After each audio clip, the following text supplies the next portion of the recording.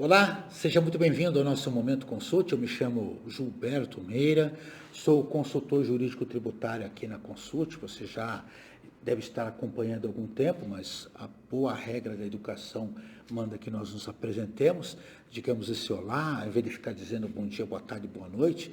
Um olá é mais simpático, é a nossa marca registrada e aos poucos nós já ficamos conhecidos pela essa marca registrada. E nós tivemos aí no episódio Consult, no Momento Consult 105 e 106, uma informação adicional acerca do convênio 109 de 2024, tratando das transferências, né? Parece que é um assunto que nunca vai acabar, mas olha, gente, nós estamos próximos aí de resolver a questão. Sempre lembrando que no 105 nós trouxemos algumas informações de caráter genérico e no 106 o nosso diretor de consultoria, o Marcos Alcídio, trouxe uma visão matemática, né, acerca do convênio 109, né? E nós, inclusive, participamos na sexta-feira passada, né? Hoje são 4 dias da gravação daquele episódio, junto com 2 grandes amigos aí, a Karen Simeone, né, da Sistax, e o meu amigo Douglas Campanini, da Atlas, lá de São Paulo, são 2 parceiros, e fizemos um papo divertido, muito bom, sobre a transferência. Foram aí várias informações, e durante 1h49, muita troca de ideias, muita informação, muita interação envolvendo o tema das transferências. Então, é só procurar lá José Gilberto Meira Júnior, né? Sistax é S de sapo e, na verdade, é Y, né? SYSTAX. Vocês vão achar lá a questão das transferências. Ou então, José Gilberto Meira Júnior, transferência vocês vão achar. E vão ver a importância do bate-papo, que foi muito gostoso, com um posicionamento muito respeitoso, embora divergente em algum momento entre os 3, e que certamente vai ser útil. Mas daquela conversa surgiram alguns questionamentos. E principalmente do nosso Momento Consult número 5, nós recebemos uma solicitação de informações, né, vinda de um dos participantes, que se identificou como o @Marciel622. E ele faz a seguinte pergunta: olá, professor, boa tarde. Gostaria de tirar uma dúvida. Sou do Rio de Janeiro, a alíquota interna do Rio é de 22%, e aqui na empresa onde eu trabalho, que é do ramo alimentício, uma indústria, compramos farinha como matéria-prima, que é transformada em farofa, sendo assim, ela tem um crédito de 12%, né? E a rigor, quando ela compra a 22, vão ficar sobrando aí 10%. E ele pergunta, né, referente à transferência interna para uma filial, devemos transferir os 12 e nos creditar a diferença de 10%, onde seria uma das opções? Só que ainda não optamos. Quem ainda não optou, como deve transferir? Né? E aí ele diz que aqui adora nossas análises tributárias, nós é que agradecemos a sua assistência, meu querido, e ficamos aqui à disposição sua, como também de uma outra pessoa, que é o Marcelo Jagger, 9344, que também fez uma indagação, perguntando aí sobre a opção, né, equiparada a fato gerador. Então vamos esclarecer algumas informações muito importantes que nós temos. Esse tema é campeão de audiência, nós inclusive estamos elaborando uma palavra, um resumo de tudo que já foi dito, né, num único artigo, para que não fique aí aquela pesquisa, mas pelos meus cálculos, mais de uma dezena de encontros aqui no nosso Momento Consult e também algumas publicações lá no nosso espaço, né, na Consult, lá em notícias e artigos, né? E vamos começar pelo começo, né? Primeiro passo, com o convênio 109 de 2024, nós tivemos aí, ele foi alterado pelo 124, ele trouxe uma série de informações novas, inclusive um convênio que não foi citado e que é tão importante quanto, que é o convênio 123, né? E neste bate-papo que nós tivemos aí com os nossos amigos, a Karen e o Dalton, o Paganini, nós tivemos aí algumas informações que são extremamente interessantes. Primeiro, não há mais, o convênio trouxe a realidade da Lei Complementar 204. Infelizmente, nem todos os estados regulamentaram o convênio. E a rigor, né, é a minha especialização, minha dissertação de mestrado envolve convênio, o convênio deve ser implementado, ele já tem prazo. Os estados poderiam fazê-lo. Sem a implementação do convênio, não tem como usar. Todavia, o convênio 178, que dá base a muitas das legislações, foi expressamente revogado, o que significa dizer que aquela legislação também não teria suporte. E do ponto de vista jurídico, nós ficamos aqui entre a cruz e a espada? Ficamos. Todavia, a gente aplica o artigo 103 do Código Tributário Nacional, que diz que nos casos em que haja um posicionamento comum, vale aí os usos e costumes. Então, eu acho pouco provável que algum Estado vá criar dificuldades pelo fato de ele não estar regulamentado. E a tendência, salvo um equívoco ou outro, é a regulamentação ocorrer em cima da regra do convênio 109, que traz a realidade da Lei Complementar 204, depois de todos os vetos, e já realmente regulamentando. Tá? Bom, primeira resposta lá, inclusive, decorrente da pergunta que nos foi formulada. A alíquota é de 22%. Em operação interna, ele poderá transferir pela alíquota interna, não há problema nenhum. O problema está numa transferência interestadual. Por quê? Porque o limite a ser considerado é a alíquota interestadual, 4, 7 ou 12. Então, meu querido Maciel, em operação interna, a tendência é você poder transferir os 22%, porque a alíquota interna é 22% aí no Rio de Janeiro. Não há nenhum problema. Né? O problema estaria em operação interestadual, que você iria limitar-se aos 12%. E aí sim, você teria um saldo de 10%. Na prática, é importante que se diga, esse saldo credor terá que ser garantido. Né? E aí muita gente me pergunta, tá, mas quem é que me garante que isso vai acontecer? Quem teve a oportunidade de assistir o nosso evento, né, lá no debate de sexta-feira, nas States, deve ter visto que nós transitamos muito sobre essa questão de como interpretar, até com umas divergências naturais entre o meu querido amigo e eu, né? E nós chegamos a algumas conclusões, em algum momento até divergentes, mas eu sustento o meu posicionamento com base na análise que é possível se fazer a partir do convênio 109. Porque o convênio 109, ele começa expondo na sua ementa, e aqui eu uso a Lei Complementar 95 de 98, que ele dispõe sobre a remessa interestadual de mercadoria entre estabelecimentos da mesma titularidade, ou seja, o convênio só pode tratar da remessa interestadual. É pouco provável que as operações internas sofram alteração, até porque elas já estão, de certa forma, liberadas. Né? A opção com o convênio, ela ficou restrita ao fato do parágrafo 5º da Lei Complementar 204 permitir o débito. Então, nós temos hoje duas situações possíveis. Do artigo 1º até o artigo 4º, e também o 5º, de certa forma, nós tratamos da transferência de crédito. Então, se você recebeu a 22 no Rio e quer transferir lá para São Paulo, o teu crédito a ser transferido ficará limitado a 12. Da mesma forma que você tenha recebido aí uma alíquota inferior, uma carga inferior, você não vai chegar nos 12% ou nos 4%. Então, você vai transferir o que você tem. Você não pode dar o que você não tem. Da mesma forma, não pode dar mais do que você tem. Ou seja, o teto é 4, 7 ou 12. Abaixo pode, acima não. Então, se essa transferência do Marcel fosse em operação interestadual, sim, ele acumularia um crédito de 10%. Mas se for na operação interna, meu querido, não vai haver problema, porque a alíquota interna é que vai deliberar sobre isso. E é bom que se diga que não se fala em opção, até prova em contrário, em relação às transferências de crédito, pelo menos em operação interestadual. Fala-se sim, no nosso decreto aqui no Paraná, numa opção, e que a rigor não está prevista. Todavia, a opção por transferir é apenas e tão somente para efeitos de controle.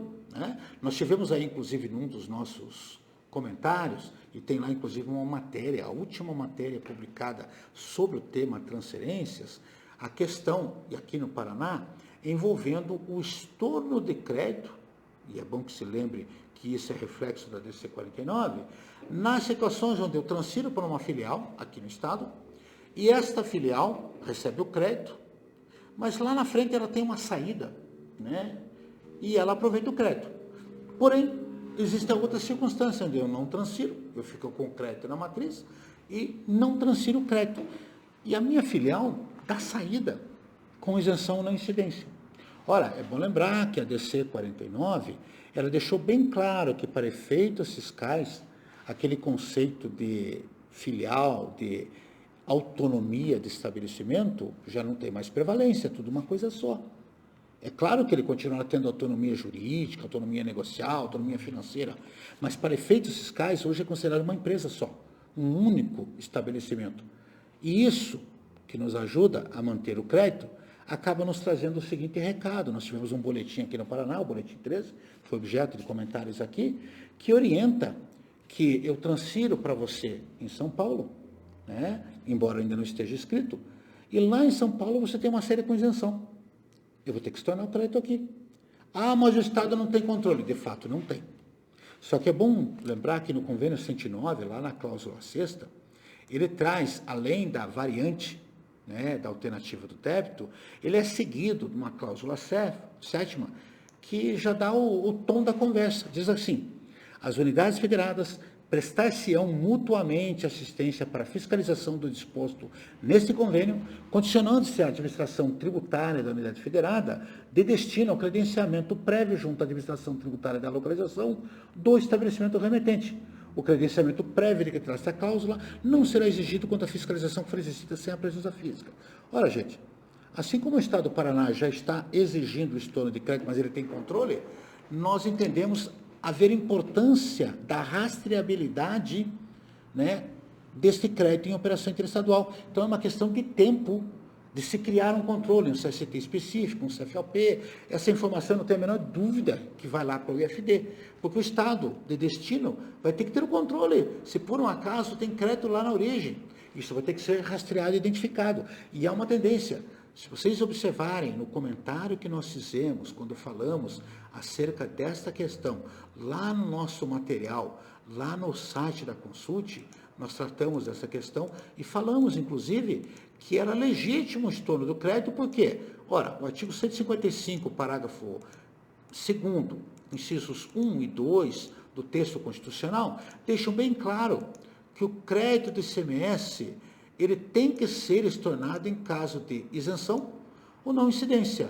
O ministro Fachin deixou bem claro que a saída a título de transferência não configura em nenhuma dessas duas situações, portanto não seria o caso. Então, quando eu transfiro isto para uma outra unidade, eu não tenho que estornar. Todavia, lembre-se, a decisão da DC 49, ela deixou bem claro que para efeitos fiscais é tudo uma coisa só. O Paraná já se pronunciou, eu digo isso porque nós fizemos uma publicação aqui na nossa notícia no dia 29 de agosto, lá na página da Consult, então consult.com.br, você vai lá em notícias e artigos, o texto está em transferências internas sem incidência, necessidade do estorno e saídas futuras sem tributação, orientações da Secretaria de Fazenda do Estado do Paraná. Nós comentamos isso, inclusive, em nosso Momento Consult, trouxemos aí as informações e a matéria está completa. E no debate que nós tivemos na sexta-feira, eu falei, olha, não muda nada. Assim como nós defendemos os interesses do contribuinte, nós temos que defender o interesse do que é certo e do que é correto. Se nós queremos ter credibilidade, eu não posso puxar a brasa só para o contribuinte, eu tenho que puxar a brasa para aquilo que é correto. E aqui não veio nenhum óbice em você ter que se tornar o crédito. É uma questão de tempo. Então, trate de controlar isto. Se na tua unidade recebedora, que foi feita a transferência sem crédito, porque agora é possível fazer a transferência sem crédito para fora do Estado, a partir do convênio 109, você mantendo o crédito na origem, se lá na saída você der saída sem isenção, com isenção ou com não incidência, e a menos que haja direito de manutenção de crédito, trata de se tornar na origem. O Paraná já se antecipou dizendo disso e eu não tenho que questionar em relação a isso. E eu lembro, convênio 109, ele trouxe duas regras. Ele acabou com a folia, de limitar a transferência interestadual, de obrigar a transferência, ou seja, você pode transferir sem incidência e manter o crédito na origem. Mas ele trouxe lá na cláusula 6ª uma outra oportunidade que está em linha com o parágrafo 5º da Lei Complementar 204, que é a possibilidade de você optar pelo débito. São regras distintas. Optar pelo débito, olha, eu vou... E aí sim eu tenho que fazer opção. Essa opção terá que ser feita até o mês que vem, dezembro, e só entrará em vigor em janeiro do ano que vem. E ele vale para todo exercício. Se em 2026 você não quiser mais, você terá que fazer até dezembro esta opção para começar a exercer o novo direito em janeiro de 2026. Né? O que é importante observar, gente? São duas regras distintas, o convênio 109 trouxe uma nova realidade, nós estamos escrevendo sintetizando. E o que é que fica de dica do que nós já falamos, que é importante não se perder de vista? E citando também o convênio 123 de 2024, que trouxe uma regrinha que altera o convênio 142 de 2018. O convênio 122 de 2018, ele trata basicamente da substituição tributária, né? E nesse sentido, em especial, ele está trazendo uma série de regras específicas quanto à substituição tributária. E o 123 trouxe uma pequena alteração, e é importante a leitura que se faz desta alteração da cláusula envolvendo no nosso convênio 142, quanto à questão da substituição tributária. Segundo este convênio novo, que não foi tanto tratado por muitas pessoas, ele é do dia 31 de outubro, diário oficial, então ele ainda tem 15 dias, né, aguardando aí aquele prazo de 15 dias, ele ainda não foi corroborado, mas diz ele aqui, o parágrafo 2º da cláusula 13ª do convênio 142, passa a vigorar com a seguinte redação, abre aspas, parágrafo 2º, para efeitos do disposto nessa cláusula, e no inciso 2, a cláusula 9ª, na hipótese de transferência promovida entre estabelecimento do remetente, atualmente em operação interestadual, deverá ser deduzido o ICMS destacado na nota fiscal de transferência, nos termos do convênio 109, de 3 de outubro de 2024, fecha aspas. Primeira impressão que você tem numa leitura apressada é que eu tenho que informar o ICMS da própria operação. Lei do engano. Olha o texto. Se nós pegarmos o convênio 109, que nós citamos até agora, ele traz lá na ementa, Lei Complementar 95 e 98, que a função dele é dispor sobre a remessa interestadual. É só isso que ele trata. E lá no preâmbulo, ele diz o seguinte, Conselho Nacional de Política Fazendária, CONFAS, reunião tal, na Rio de Janeiro tal, dia tal, tendo em vista o disposto no artigo 102 e 199, o 102 é essa territorialidade, e o 199 troca de informações, e nos parágrafos 4º e 5º da lei, artigo 12 da Lei Complementar 87, na redação do 204, lembrando que o parágrafo 4º diz que não tem incidência e é uma escolha tua fazer a transferência, e no parágrafo 5º que você tem a opção de debitar, né? E ele diz isso, o convênio, tendo em vista isso, né? Na redação da Lei Complementar, e ainda atenção, ao determinado pelo Supremo Tribunal Federal, por ocasião do julgamento da DC 49, reserve celebrar o seguinte convênio. Ora, a decisão da DC 49, que deu causa a tudo isso, e é só acompanhar desde o início das nossas discussões, deixou bem claro que saídas com isenção e não incidência não se correspondem a essas transferências. Ponto. Segundo, há direito de manutenção integral de crédito. O que significa dizer que qualquer excedente de crédito, no exemplo lá do Maciel, de ter 22% e transferir 12%, vai ser garantido pelo estado de origem, os 10%. Até porque está previsto, lá na cláusula 1ª do convênio 109, que o estado de origem, né, ele vai ter que garantir, né, assegurando a diferença positiva entre o crédito pertinente na operação e prestação anterior. Sendo que ele é limitado a 12, os 10 ele tem que garantir. Não, qualquer legislação que determine o estorno, e nos parece aí que a legislação do Estado de Minas Gerais está fazendo isso, e se for verdade é inconstitucional, temos que checar isso para um futuro bate-papo, né? Então, ficou evidente que, a rigor, o convênio 109, ele regulamenta obrigatoriamente o parágrafo 4º e 5º do artigo 12. Lembrando, o parágrafo 4º do artigo 112, perdão, o artigo 4º, parágrafo 4º e parágrafo 5º da Lei Candir, né, eles dizem textualmente o quê? Né, que, a rigor, nós temos que fazer a leitura desses parágrafos e que dizem o seguinte, só para que não reste a menor dúvida, lá no parágrafo 2º, olha lá, artigo 12, que trata aí da ocorrência do fato gerador, e ele diz não haver incidência, e diz ainda, nesse artigo que foi alterado pela Lei Complementar 204, o seguinte, né? Artigo 12, considera-se ocorrido o fato gerador do imposto, retirou-se aquela coisa da transferência, e no parágrafo 4, atenção à leitura, já que o convênio regulamenta esse parágrafo 4º, não se pode interpretar além do que foi previsto.